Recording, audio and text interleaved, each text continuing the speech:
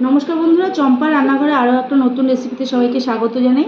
आमार आजकेर रेसिपि आलू डिम भर्ता। खूबई साधारण एक रेसिपि, तबे खेते किन्तु असाधारण लागे।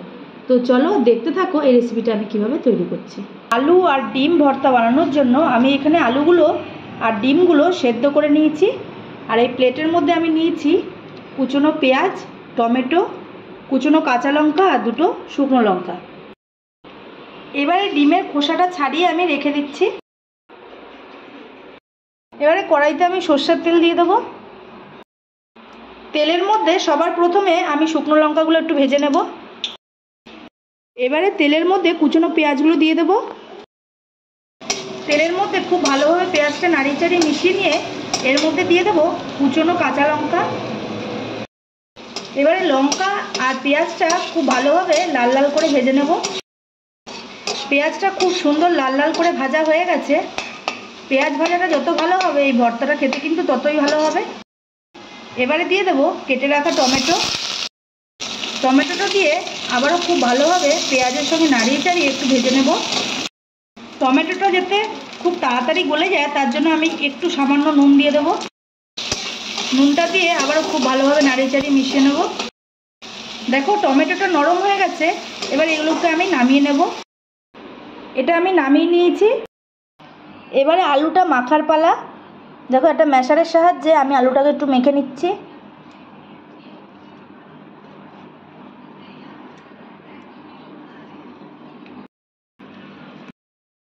আলুটা সুন্দর করে দেখো মাখা হয়ে গেছে। এবারে ডিমটা হাত দিয়ে টুকরো টুকরো করে নেব। বেশি ছোট ছোট টুকরো করব না, একটু বড় বড় থাকবে। এবারে আলু আর ডিমটা একটা সাইডে রেখে পরিমাণ মতো নুন দিয়ে দেব। আর ভাজা লঙ্কা আমি একটা দেব, যেহেতু আমি কাঁচা লঙ্কা দিয়েছি তাই জন্য ভাজা লঙ্কা একটাই দেব। নুন আর ভাজা লঙ্কাটা খুব ভালোভাবে একটু মেখে নেব। এবারে আলুর মধ্যে আগের থেকে ভেজে রাখা পেঁয়াজ, কাঁচা লঙ্কা, টমেটো এগুলো সব দিয়ে দেব।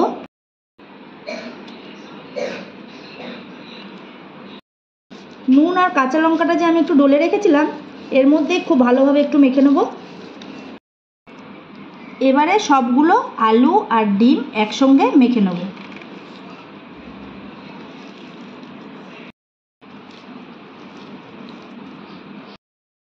ওপর থেকে একটু কাঁচা সর্ষের তেল দিয়ে দেব।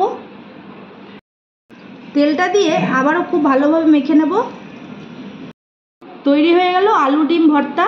এই আলু ডিম ভর্তাটা গরম গরম ডাল ভাতের সঙ্গে খেতে কিন্তু অসাধারণ লাগে।